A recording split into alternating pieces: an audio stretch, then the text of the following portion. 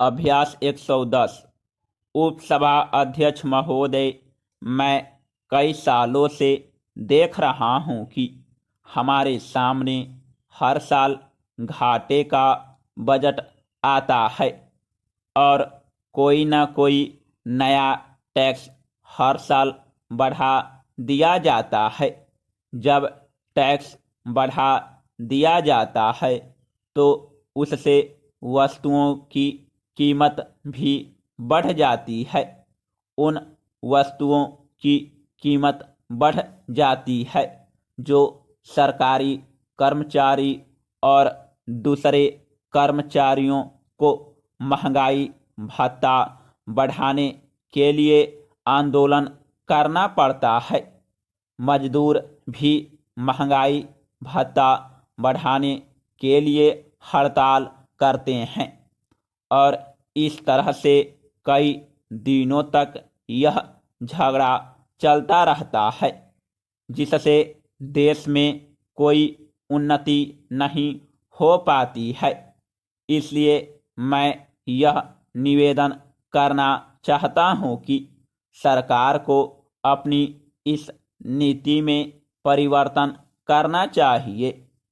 हमें यह बतलाया जाता है कि योजनाओं को कार्यान्वित करने के लिए धन की आवश्यकता है और इसकी वजह से नए नए टैक्स अगले साल आ रहे हैं तो लगाने जरूरी हो जाते हैं। मैं एक देहात का आदमी हूँ।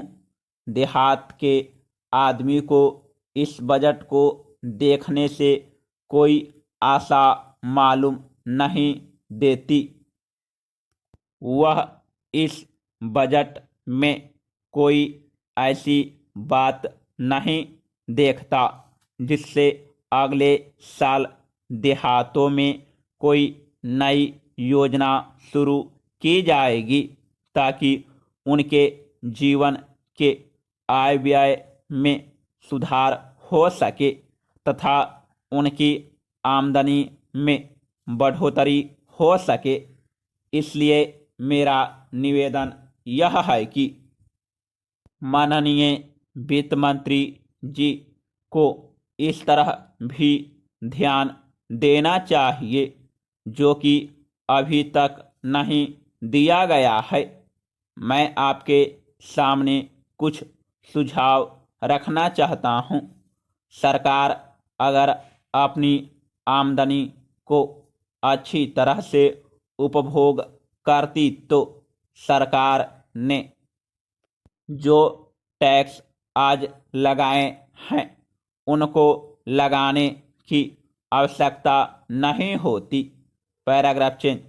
महोदय, पहली बात मैं यह निवेदन करना चाहता हूं कि सरकार अपने प्रशासन के ऊपर जो खर्च करती है वह ज़रूरत से ज़्यादा है। मैं अपने प्रदेश के देहातों की बात करता हूँ। मैंने देखा है कि पहले हमारे 25-30 गांवों के बने एक सर्किल में एक ही छोटा अफसर रहता था। अब तो वहाँ गांव-गांव में पंचायत का सेक्रेटरी है, ग्राम सेवक है, ग्राम सेविका है और इस तरह के कई छोटे छोटे अफसर हो गए हैं। अब हमारे यहाँ सर्किल में नौकरों की संख्या ज़रूरत से ज़्यादा बढ़ गई है। पंचायत समिति में और जिला परिषद में भी कई नौकर बढ़ गए हैं। जिले में डिप्टी कलेक्टर या कमिश्नर के यहाँ भी हद से ज़्यादा बड़े अधिकारी भरे हुए हैं। इतने लोगों की वहाँ पर आवश्यकता नहीं है। जब कोई नया बड़ा अफसर रखा जाता है या कोई नया दफ्तर खोला जाता है तो उसके लिए बिल्डिंग और क्लर्क तथा चपरासी रखने पड़ते हैं। उनके भत्ते, उनकी मोटरें, पेट्रोल का खर्चा, ड्राइवरों का वेतन, इस तरह से सरकार का खर्चा बढ़ा ही चला जाता है।